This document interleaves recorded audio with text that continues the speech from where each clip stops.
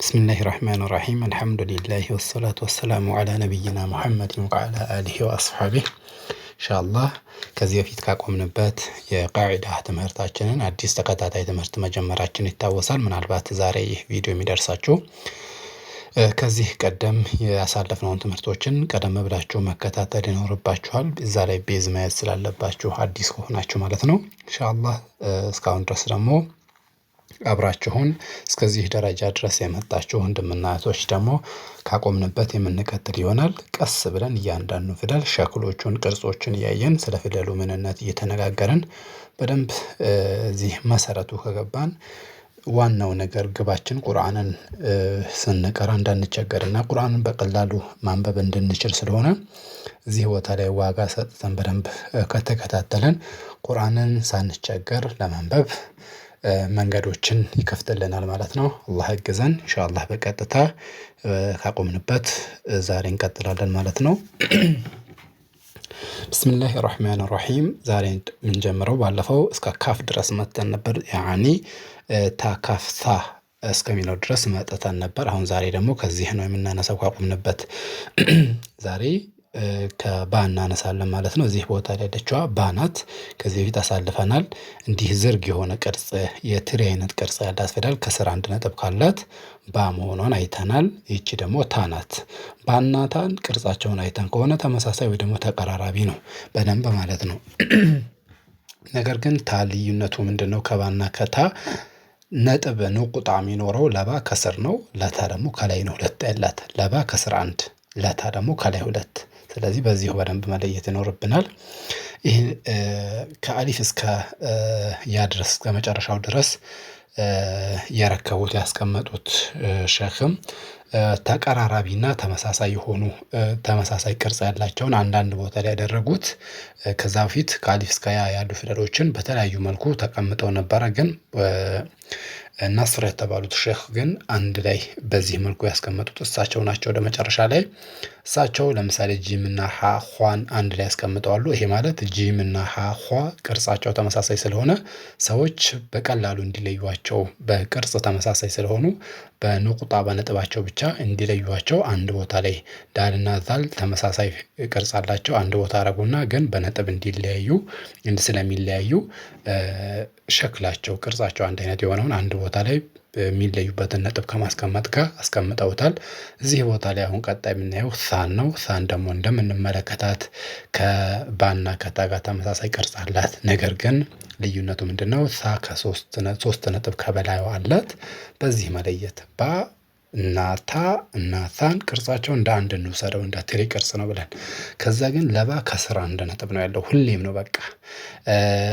ታ ደግሞ ከላይ ነው ሁለት ነጥብ የሚኖረው ይሄ ታወቀ ነው ሌላ ሁለት ነጥብ ከላይ እንደታ ሆኖ ያለ የለም ሌላ ፊደል ሳ ደግሞ ከላይ 3 ነጥብ አለው ሳን በሚመስል ቅርጽ መጥቶ ከላይ ግን 3 ነጥብ ያለው አንድም ፊደል የለም ሺንም ብንመለከት ጥርሷ ይለያል እንደ ታ አይደለም የምትቀመጠው ጥርስ አላት ስለዚህ ታና ባን ሳነየን ቅርጻቸው አንድ ነው በነጥብ ግን እንደሚለያዩ ተመለከትን አሁን ደግሞ ወደ ኑን እንሄዳለን ይህችኛው ኑን ናት በዚህ ቅርጽ መጥቶ ከላይ አንድ ነጥብ ካለው እንዲክብ ሆኖ በዚህ መልኩ አንድ ነጥብ ከላይ ካለው ኑን ናት ይህች ደግሞ ያ ናት ያን አንዳንድ ጊዜ ከስር ሁለት ነጥብ ይኖረዋል አንዳንድ ጊዜ ላይኖረውም ይችላል አሁን እዚህ ቦታ ላይ የለውም ግን ቅርጹ ያ አይነት ስለሆነ ያ ብለን እናነባዋለን እዚህ ቦታ ላይ ደግሞ የምናገኘው ከስር አያችሁ ባን ነው የምናገኘው ይህችኛው ቅድሟ እዚህች ጋር ያለችው ባናት እዚህችም ጋር ያለችው ነገር ግን እዚህ ጋር እግሯ ተቆርጦ ነው እዚህ ጋር እግሯ ሙሉ ነበር በሁለት በኩል ከፍ ብሎ ነበር አሁን እዚህ ጋር ግን በአንድ በኩል እግሯ ከፍ ብሎ እንደተቀመጠ ሆኖ በአንድ በኩል ግን ቆረጥ ብሏል ለምንድነው የቆረጠ ያለው ከተካለን ኸጡን ይሄ አጻጻፉ በዚህ መልኩ ስለሚጻፍ ነው እንጂ ሌላ ነገር ኖሮት አይደለም እዚህ ጋር ያለችው አባ በዚህ መልኩ የተቀመጠችው ብቻዋን ስለተቀመጠች እንዲህ አስፍታ ተቀምጣ ነበር አሁን ግን እዚህ ቦታ ላይ ከፊደል ከአሊፍ ስለተቀጠለባት ከአሊፍ ስለተቀጠለች እግሯ ቆረጥ ተደረገ። ይሄ የአጻጻፍ ውበቱን ለመጠበቅ የአጻጻፍ ህጉን ለመጠበቅ ሲባል እንጂ እዚህች ጋር ያለችው ባናት እዚህችም ጋር ያለችው እዚህችን በራሱ ራሷን እዚህ ቦታ ላይ አምጥተን አሊፍን ብንቀጥልባት በጣም ሰፊ ቦታ ይዛል። አያችሁ እግሯን ቆረጥ ባናረጋት እዚህ ቦታ ላይ እስከዚህ ድረስ ሊመጣ ይችላል። ስለዚህ የአጻጻፍ ህግን ለመከተል የአጻጻፍ ውበቱን ለመከተል ሲባል እዚህ ዘንድ ባ እግሯ ቆረጥ ብሏል፣ አሊፍ ተቀጥሎባታል። ስለዚህ ባ አሊፍ እንላለን። ምክንያቱም ባ ብቻ አይደለማ እዚህ ቦታ ላይ ባ ብቻ ያልነው ባ ብቻ ስለሆነች ነው። አሁን ግን ከለሩ ራሱ የአሊፍ ጥቁር ነው፣ የባ አረንጓዴ ነው። ስለዚህ ባ ብለን ከዛ አሊፍ እንላለን ማለት ነው። እና እዚህች ቦታ ላይ ያለችዋ ባ ናት፣ እዚችኛዋ አሊፍ ናት። እግሯ ቆረጥ ያለበት ለአጻጻፍ ህግ ሲባል ነው ተባብለናል። እዚህች ጋር ያለችዋ ኑን ናት። አያችሁ ኑን ናት። ስለዚህ ኑን ብለን ከዛ አሊፍ እንቀጥላለን። እዚች ቦታ ላይ ያለችዋ ኑን ራሷ ናት እዚህም ቦታ ላይ ያለችዋ። ነገር ግን እዚህ እግሯን አስፍታ እንደፈለገች ክብ ሆና ከፍ ብላ ተቀምጣ ነበር። እዚህ ጋር ግን እግሯ ቆረጥ ተደርጓል። የአጻጻፍ ህጉን ለመተግበር ሲባል እንጂ ሌላ ፊደል ሆኖ አይደለም ማለት ነው። ስለዚህ ኑን አሊፍ እንላለን ማለት ነው። እዚች ቦታ ላይ የምናገኛት ታ ናት። እዚች ጋር ደግሞ የምናገኛት የቆመችው አሊፍ ናት። እዚህች ጋር ያለችው አሊፍ ማለት ነው። ስለዚህ ምን እንላለን? ታ አሊፍ እንላለን። ይህችኛዋ ታ እዚች ጋር ያለችው ታ ራሷ ናት። እዚህ ጋር ግን በትንሹ የተጻፈችው፣ እዚህ ጋር በትልቁ የተጻፈችው፣ እዚህ ጋር ብቻዋን ስለሆነች አስፍታ ቦታ ይዛ ነበር። አሁን ግን ሌላ ፊደል በሷ ሳጥን ውስጥ ሌላ ፊደል ስለተካተተ በእሷ ሰንጠረዥ ውስጥ በአራት ማዕዘን ውስጥ ሌላ ፊደል ስለተጨመረ ታን እግሯን ቆረጥ አደረግነው። ከዚያ በኋላ አሊፍ ተቀጠለ። ስለዚህ ታ አሊፍ ብለን እንላለን። ሌላ ፊደል እንዳይመስለን ማለት ነው። በዚህ መልኩ የተጻፈው የአጻጻፍ ህግን ለመጠበቅ ሲባል ነው፣ ሌላ አይደለም። እዚህች ቦታ ላይ ደግሞ ያን እናገኛለን።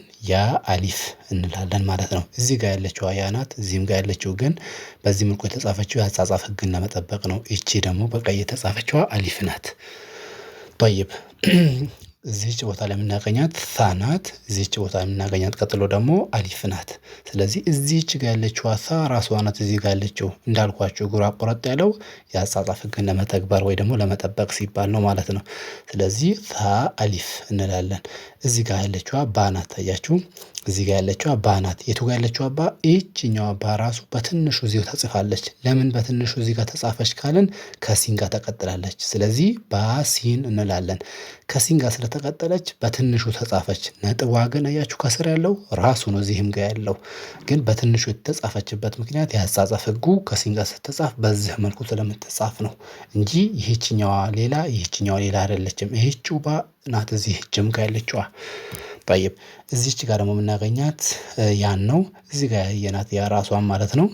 በተደጋሚ እዚህም ጋር አይተናት ነበረ። ይህችው ያ ናት። ከለሯ ቢለወጥም ይህችኛዋ ያ ናት። ግን በትንሹ እዚህ ቦታ ላይ የተጻፈችበት ምክንያት ከሲን ጋር ስለተቀጠለች ነው። የአጻጻፍ ህግ ነው።